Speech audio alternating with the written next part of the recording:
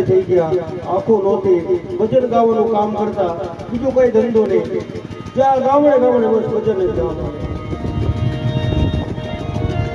એમાં એક દિવસ ભજન ગાયને ઘેરે જતા હતા. બધા સેવકો કે બાપુ તમારી ઝૂંપડી સુધી મૂકી જોઈએ, બોલે નહીં, વસ્તુ કોઈ ન અપાવે.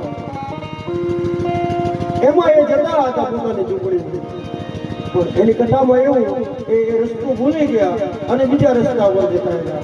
હવે જો થોડે દૂર જાય તો એમાં એક કુઈ હતી, એ કુઈમાં એ સંત પડી ગયા સુરદાસ.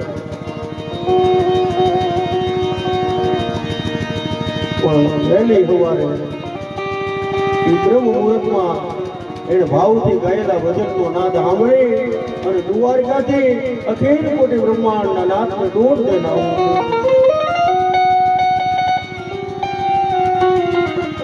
બાબા ત્યાં કોઈ છે ના ન ચલાય, લાવો હું તમારી લાકડી ચાલી દઉં. રસ્તો ભૂલી ગયા છું. સુરદાસજીને ખબર પડી ગઈ કે આટલી વહેલી સવારે આટલું બધું નાનું બાળક કોણ હોય છે? મારા કૃષ્ણ સિવાય બીજું કોઈ ન હોય. પણ હે મારા નાથ, જો તે મને આંખો દીધી હોત ને તો હું આ તારું દિવ્ય દર્શન કરી અને મારા જીવનને હું સફળ બનાવું. ભલે હું જોઈ નથી શકતો, પણ તારા શરીરની સાથે એકવાર મારો સંપર્ક થઈ જાય તો મારો જન્મનો સફળ થઈ જાય. અને એ વિચારને પરિપક્વ કરવા માટે સુરદાસજી આમ ધીમે ધીમે ધીમે એ કૃષ્ણને પકડવાને કોશિશ કરવા